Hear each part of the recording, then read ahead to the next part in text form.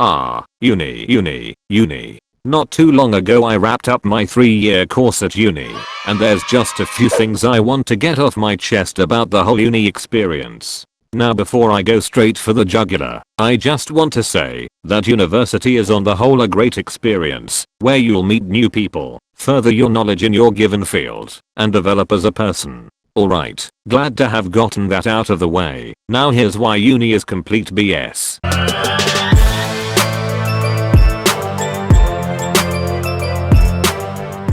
To start off with, lectures are so goddamn lame. I can honestly say that I've never been so bored in my entire life. Some of my lecturers droned on for 3 hours. 3 grueling hours. Throughout my entire academic education prior to uni, I've never once fallen asleep in class. Well, at uni, that record was broken about 2 weeks in. I tried my best, I really did, but when my lecturer whittled on about radiance flux and spectral bands, my brain just powered down. It didn't take me long to realize that it wasn't only the content that made lecture so sleep-inducing, but also the lack of interactivity. Traditional lessons in school or college had a degree of interactivity, questions, note-taking, tasks, all of which were pretty much absent for me during the lectures I attended. But the issues with lectures doesn't end there. I can't begin to explain how much of my time was wasted by repeated content even from as early as GCSE level. What is this? I understand that some people are taking new modules and just learning the content, but that's for year 1.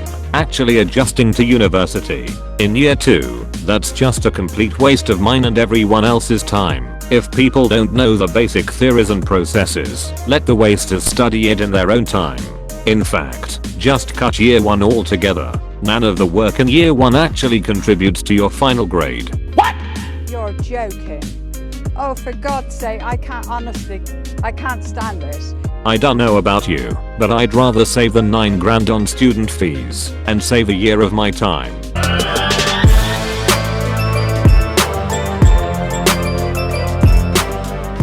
Another huge gripe I have with lectures is note-taking.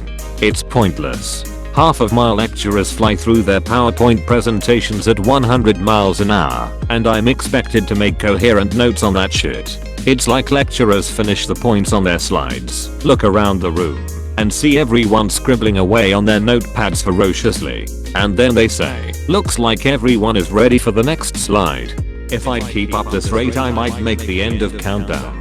Time and time again I fell for this nonsense. After a while you come to understand that there's no sense revising from half-finished notes when you can simply revise from the PowerPoint document that the lecturer is reading off of. And don't fall into the trap that some lecturers set, where they tell you need to make notes because we give you vital information that aren't on the PowerPoint slides. If it were that important, it would be on the bloody slides, and the extra info they give you often barely relates to the content of your essay/exam. So if you want the extra knowledge, go and do the wider reading which you know is gonna be relevant. Attending lectures can also be problematic. I do my best to attend most of my lectures, but sometimes I feel like even the lecturers are rooting against me. A particularly popular trend at university is emailing your class an hour before a lecture to change rooms. Like, how is anyone supposed to get that shit in time? I check my university email twice a week maximum. At least give me 3 or 4 days notice, my guy. To make matters worse, the rescheduled times are always shite. They are either at 9 AM or they clash with my other lectures, which is a colossal pain in the ass.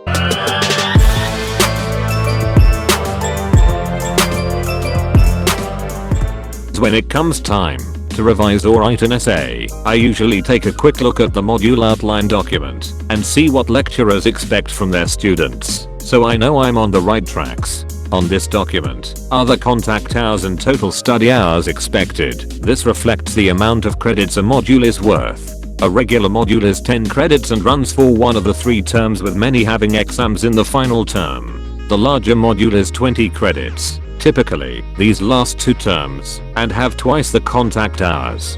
The expected total study hours for 10 credit modules is 60 hours, and for 20 credit modules, it's 120 hours. Now, who on earth is going to study on one module for 120 hours? That's ridiculous by anyone's standards. To put that into perspective, if I were to watch through the entirety of Breaking Bad, that would take me around 62 hours, and lecturers expect me to spend nearly twice that time on one module. You can jog right on, Sonny Jim. And when it finally comes time to actually start an essay, good luck and cost that shit tough. Forget the good old school days, where you could reference Spark Notes or cool geography.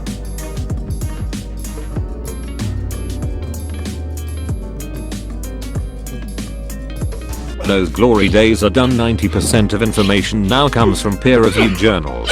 Some of you may be thinking, well, what is a peer-reviewed journal? Well, I'll throw one up on the screen for you, good sir. Yep, look at that. Might as well be goddamn hieroglyphics. And this is just one paper. Imagine having to reference over 15 for a single essay. All I can say is thank God for Control F. Without Control F, Lord only knows where I would be. For those of you who don't know, this freaking gem of a keyboard shortcut allows you to search a web page for keywords and slices days off of essay writing time. My particular method for essay writing was searching popular databases such as Google Scholar for journals and opening up new tabs until I felt the urge to slice open my wrists. I found that was usually enough. After this, you wanna CTRL-F the crap out of all these tabs for keywords and then discard the irrelevant journals. You're then at least left with mostly relevant information, but good luck interpreting it, you poor bastard.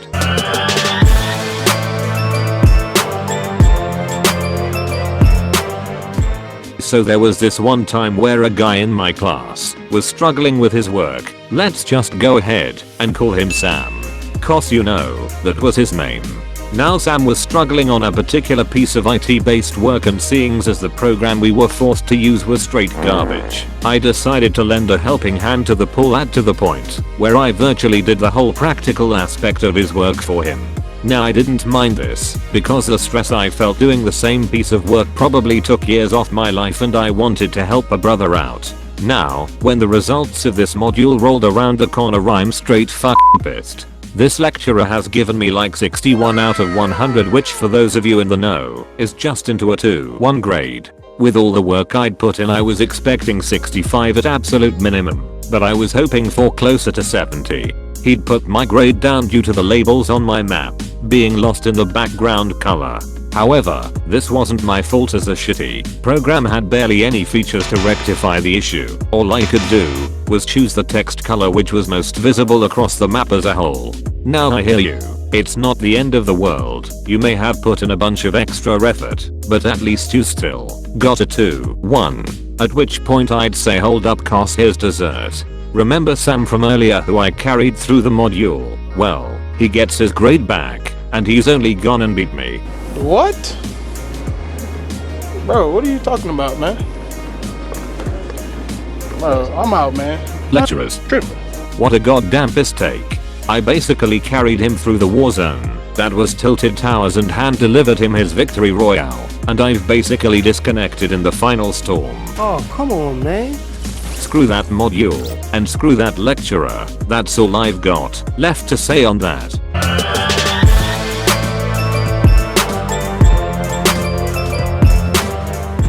To conclude this rant, I would like to warn you of a fact that all students soon learn after joining university. Group projects can be goddamn killer.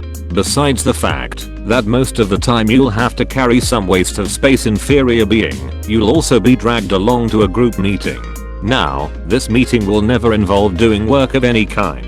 Instead, vague roles will be given to each team member, a simple task which could have easily been completed from the comfort of your room via the group chat, which is always set up prior to group meetings. What's more, the first, and often the only group meeting of your project, will mostly consist of introductions, seeing as you have probably never met the people you are working with. This, accompanied by small talk and shared complaints about how crap the lecturer is, will leave little room left to actually discuss how you are going to work on the project. So what have we learned from this? Essentially, 90% of the time group meetings are pointless and should be avoided wherever possible.